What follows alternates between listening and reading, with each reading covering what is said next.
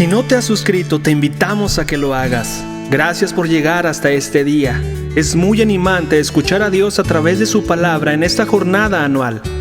También nos inspiran tus comentarios porque leemos aspectos que Dios destaca en tu corazón mientras escuchabas el audio. Quiero agradecer a los siguientes 6 suscriptores que se destacan por su regularidad en escribir sus comentarios en los últimos 30 días.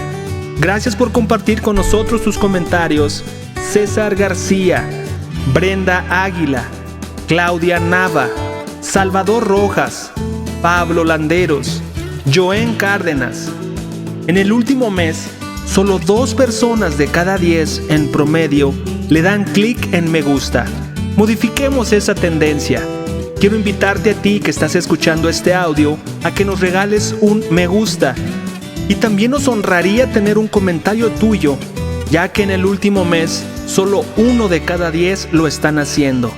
Hagamos de esta lectura de la Biblia una experiencia colectiva. Tal vez nos escuche desde la Ciudad de México, Morelia, tal vez aquí en Guadalajara o en algún otro país. Nos encantaría leerte.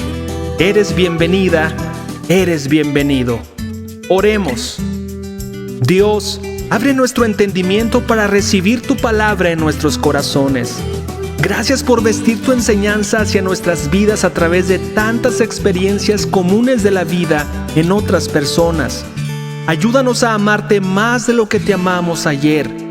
Entendemos que el primer y más importante de los mandamientos es amarte con todo nuestro corazón, con toda nuestra mente, con toda nuestra alma y con todas nuestras fuerzas. Ayúdanos a ver tu grandeza y poner nuestra confianza en ti. Ponemos en tus manos nuestras vidas. Deseamos tener oídos que oigan a lo que tú tienes que decirnos hoy. Te lo pido y te lo ruego, solo por los méritos de tu amado Hijo Jesucristo. Amén.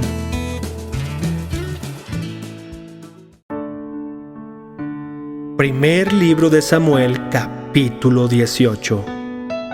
Después de que David terminó de hablar con Saúl, conoció a Jonatán, el hijo del rey. De inmediato se creó un vínculo entre ellos, pues Jonatán amó a David como a sí mismo. A partir de ese día, Saúl mantuvo a David con él y no lo dejaba volver a su casa. Jonatán hizo un pacto solemne con David porque lo amaba tanto como a sí mismo. Para sellar el pacto, quitó su manto y se lo dio a David junto con su túnica, su espada, su arco y su cinturón. Todo lo que Saúl le pedía a David que hiciera, él lo hacía con éxito. Como resultado, Saúl lo hizo comandante sobre los hombres de guerra, un nombramiento que fue bien recibido tanto por el pueblo como por los oficiales de Saúl. Cuando el ejército de Israel regresaba triunfante después que David mató al filisteo, mujeres de todas las ciudades de Israel salieron para recibir al rey Saúl. Cantaron y danzaron de alegría con panderetas y címbalos. Este era su canto: Saúl mató a sus 1000 y David a sus 10,000. Esto hizo que Saúl se enojara mucho. ¿Qué es esto?, dijo. ¿Le dan crédito a David por 10,000 y a mí solamente por 1000? Solo falta que lo hagan su rey. Desde ese momento, Saúl miró con recelo a David. Al día siguiente, un espíritu atormentador de parte de Dios abrumó a Saúl y comenzó a desvariar como un loco en su casa. David tocaba el arpa tal como lo hacía cada día, pero Saúl tenía una lanza en la mano y de repente se la arrojó a David, tratando de clavarlo en la pared, pero David lo esquivó 2 veces. Después Saúl tenía miedo de David porque el Señor estaba con David, pero se había apartado de él. Finalmente lo echó de su presencia y lo nombró comandante sobre 1000 hombres, y David dirigía fielmente a las tropas en batalla. David siguió teniendo éxito en todo lo que hacía porque el Señor estaba con él. Cuando Saúl reconoció esto, le tuvo aún más miedo. Pero todos en Israel y en Judá amaban a David porque tenía tanto éxito al dirigir a sus tropas en batalla. Cierto día, Saúl le dijo a David: estoy listo para darte a mi hija mayor, Merab, por esposa. Pero antes deberás demostrar que eres un guerrero de verdad al pelear las batallas del Señor».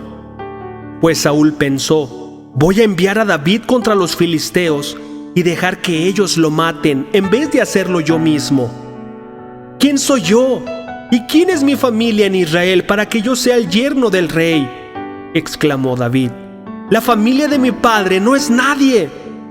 Así que, cuando llegó el momento para que Saúl le diera a su hija Merab en matrimonio a David, Saúl se la dio a Adriel, un hombre de Mejola.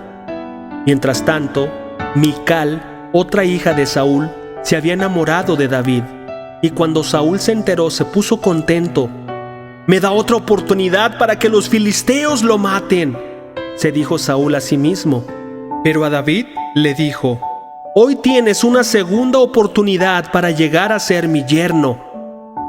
Después Saúl instruyó a sus siervos para que le dijeran a David: «El rey te aprecia mucho, al igual que nosotros. ¿Por qué no aceptas lo que el rey te ofrece y te conviertes en su yerno?». Cuando los hombres de Saúl le dijeron estas cosas a David, él respondió: «¿Cómo puede un hombre pobre y de familia humilde reunir la dote por la hija de un rey?». Cuando los hombres de Saúl le informaron al rey, él les dijo: «Díganle a David que lo único que quiero por dote son los prepucios de 100 filisteos. Vengarme de mis enemigos es todo lo que realmente quiero». Pero lo que Saúl tenía en mente era que mataran a David en la pelea. David estuvo encantado de aceptar la oferta. Antes de que se cumpliera la fecha límite, él y sus hombres salieron y mataron a 200 filisteos. Así que David cumplió con el requisito del rey, entregándole los prepucios de ellos. Entonces Saúl le entregó a su hija Mical por esposa. Cuando Saúl se dio cuenta de que el Señor estaba con David y cuánto su hija Mical lo amaba, le tuvo aún más miedo y quedó como enemigo de David por el resto de su vida. Cada vez que los comandantes filisteos atacaban, David tenía más éxito en contra de ellos que todos los demás oficiales de Saúl. Por eso el nombre de David llegó a ser muy famoso. Primer libro de Samuel, capítulo 19. Saúl le dijo a sus siervos y a su hijo Jonatán que asesinaran a David. Pero Jonatán, debido a su profundo cariño por David, le contó acerca de los planes de su padre.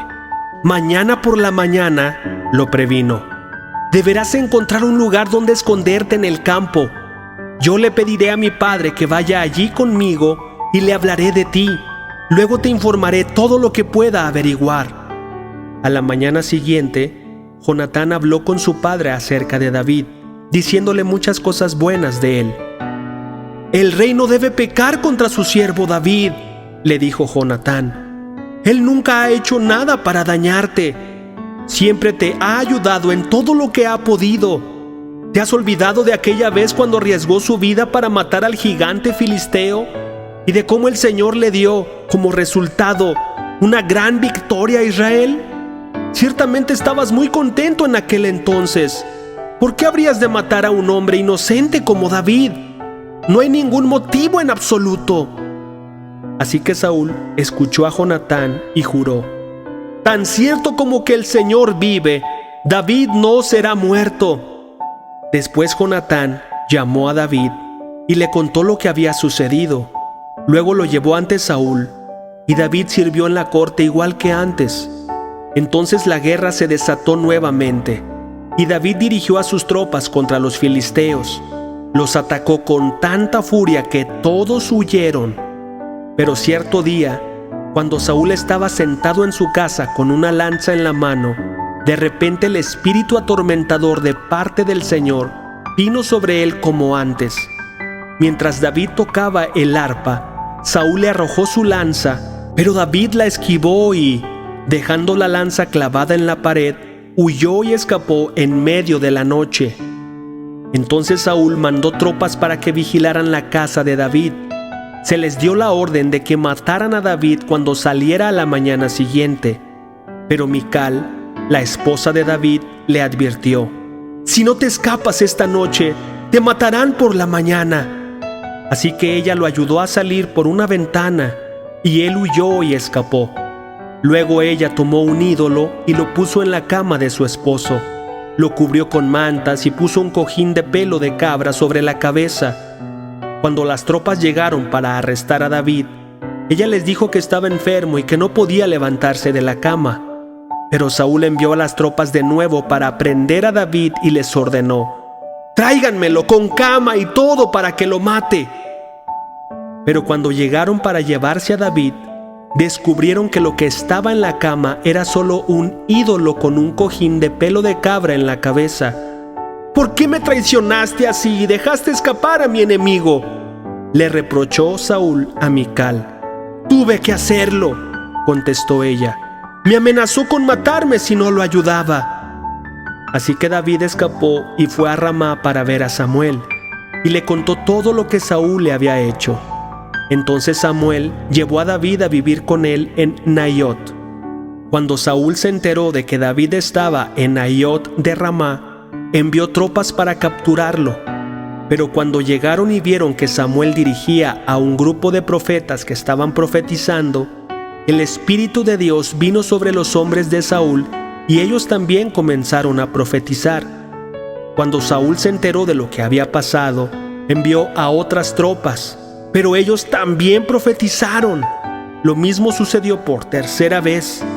Finalmente, Saúl mismo fue a Ramá y llegó al gran pozo en Secú. «¿Dónde están Samuel y David?», preguntó. «Están en Naiot de Ramá», le informó alguien. Pero camino a Naiot de Ramá, el Espíritu de Dios vino incluso sobre Saúl, y él también comenzó a profetizar por todo el camino hasta Naiot.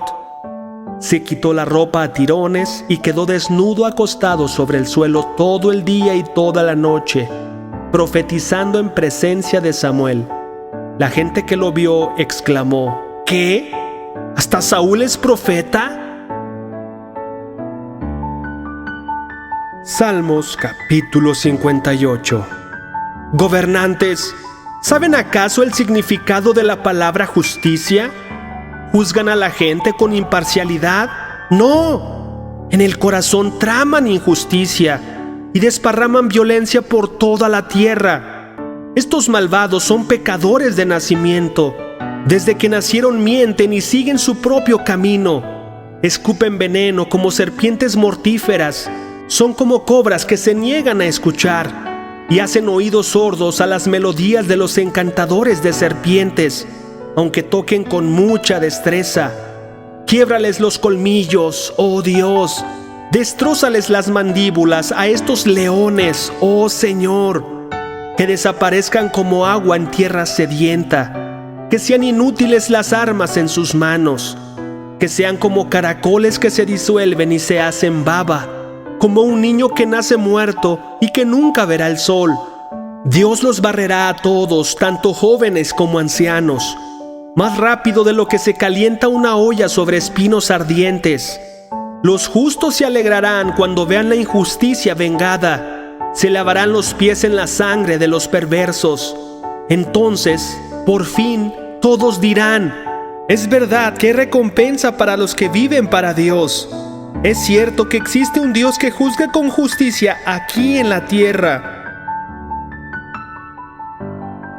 Proverbios, capítulo 15, versículos 27 al 30. El avaro causa mucho dolor a toda la familia, pero los que odian el soborno vivirán. El corazón del justo piensa bien antes de hablar. La boca de los perversos rebosa de palabras malvadas. El Señor está lejos de los perversos, pero oye las oraciones de los justos. Una mirada alegre trae gozo al corazón. Las buenas noticias contribuyen a la buena salud. Lucas capítulo 24, versículos del 1 al 35. El domingo, muy temprano por la mañana, las mujeres fueron a la tumba, llevando las especias que habían preparado. Encontraron que la piedra de la entrada estaba corrida a un costado. Entonces entraron, pero no encontraron el cuerpo del Señor Jesús. Mientras estaban allí perplejas, de pronto aparecieron dos hombres vestidos con vestiduras resplandecientes. Las mujeres quedaron aterradas y se inclinaron rostro en tierra. Entonces los hombres preguntaron: ¿por qué buscan entre los muertos a alguien que está vivo? Él no está aquí, ha resucitado. Recuerden lo que les dijo en Galilea, que el Hijo del Hombre debía ser traicionado y entregado en manos de hombres pecadores y ser crucificado, y que resucitaría al tercer día. Entonces ellas recordaron lo que Jesús había dicho, así que regresaron corriendo de la tumba a contarles a los 11 discípulos y a todos los demás lo que había sucedido. Fueron María Magdalena, Juana, María la madre de Santiago y varias mujeres más quienes contaron a los apóstoles lo que pasó. Pero a los hombres el relato les pareció una tontería y no les creyeron. Sin embargo, Pedro se levantó de un salto y corrió a la tumba para ver por sí mismo. Agachándose, miró hacia adentro y vio solo los lienzos de lino, vacíos. Luego regresó a la casa preguntándose qué habría ocurrido. Ese mismo día, dos de los seguidores de Jesús iban camino al pueblo de Emaús, a unos 11 kilómetros de Jerusalén. Al ir caminando, hablaban acerca de las cosas que habían sucedido. Mientras conversaban y hablaban, de pronto Jesús mismo se apareció y comenzó a caminar con ellos. Pero Dios impidió que lo reconocieran. Él les preguntó: ¿de qué vienen discutiendo tan profundamente por el camino?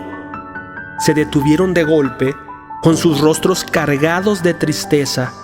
Entonces uno de ellos, llamado Cleofas, contestó: tú debes ser la única persona en Jerusalén que no oyó acerca de las cosas que han sucedido allí en los últimos días. ¿Qué cosas?, preguntó Jesús. Las cosas que le sucedieron a Jesús, el hombre de Nazaret, le dijeron. Era un profeta que hizo milagros poderosos y también era un gran maestro a los ojos de Dios y de todo el pueblo. Sin embargo, los principales sacerdotes y otros líderes religiosos lo entregaron para que fuera condenado a muerte y lo crucificaron. Nosotros teníamos la esperanza de que fuera el Mesías que había venido para rescatar a Israel. Todo esto sucedió hace 3 días. No obstante, algunas mujeres de nuestro grupo de seguidores fueron a su tumba esta mañana temprano y regresaron con noticias increíbles. Dijeron que el cuerpo había desaparecido y que habían visto a ángeles, quienes les dijeron que Jesús está vivo. Algunos de nuestros hombres corrieron para averiguarlo y efectivamente el cuerpo no estaba, tal como las mujeres habían dicho. Entonces Jesús les dijo: ¡qué necios son! ¿Les cuesta tanto creer todo lo que los profetas escribieron en las Escrituras? ¿Acaso no profetizaron claramente que el Mesías tendría que sufrir todas esas cosas antes de entrar en su gloria? Entonces Jesús los guió por los escritos de Moisés y de todos los profetas, explicándoles lo que las Escrituras decían acerca de Él mismo. Para entonces, ya estaban cerca de Emaús y del final del viaje. Jesús hizo como que iba a seguir adelante, pero ellos le suplicaron: quédate con nosotros esta noche, ya que se está haciendo tarde. Entonces los acompañó a la casa. Al sentarse a comer, tomó el pan y lo bendijo. Luego lo partió y se lo dio a ellos. De pronto se les abrieron los ojos y lo reconocieron, y en ese instante Jesús desapareció. Entonces se dijeron el uno al otro: ¿no ardía nuestro corazón cuando nos hablaba en el camino y nos explicaba las Escrituras? En menos de 1 hora estaban de regreso a Jerusalén. Allí encontraron a los 11 discípulos y a los otros que se habían reunido con ellos, quienes decían: ¡el Señor ha resucitado de verdad! ¡Se le apareció a Pedro! Luego los 2 de Emaús les contaron cómo Jesús se les había aparecido mientras iban por el camino y cómo lo habían reconocido cuando partió el pan. ¿Has visto qué práctico, claro y directo es Dios con el ser humano? Él deja muy claro lo que le gusta o lo que le disgusta, lo que espera de ti y lo que quiere hacer Dios por ti y para ti. Pongo a tu disposición una increíble enseñanza de 9 principios básicos para que tú adquieras una relación con Dios de manera personal, para que tú misma, tú mismo, puedas encontrar las respuestas a tus inquietudes a través de la Biblia. Hay veces que no sabemos cómo buscar o por dónde empezar. Solo sabemos que queremos tener un encuentro verdadero y real con Dios. Muchas veces le decimos: Dios, ¿existes? Quiero conocerte. Esta increíble enseñanza de los 9 principios básicos fueron la respuesta para mí y serán la respuesta para ti. Esta enseñanza es presencial o virtual. Yo estoy en Guadalajara, pero tengo amigos por todo México y amigos por todo el mundo que estarían encantados de enseñarte estos 9 principios básicos. Es de manera personal porque es a tu ritmo. Es de manera personal porque es respondiendo a tus dudas, no las de otro, tratando específicamente áreas de tu vida y de tu corazón. Solo necesitas tu Biblia, tiempo y las ganas de tener un encuentro con Dios. Es totalmente gratuito. Tenemos que dar de gracia lo que hemos recibido de gracia. Déjame tus datos para contactarnos contigo al correo queremosresponderte@gmail.com. El correo está escrito en la descripción de este video y con gusto te explico cómo podemos empezar y dar el siguiente paso. Nos vemos mañana. Bendiciones.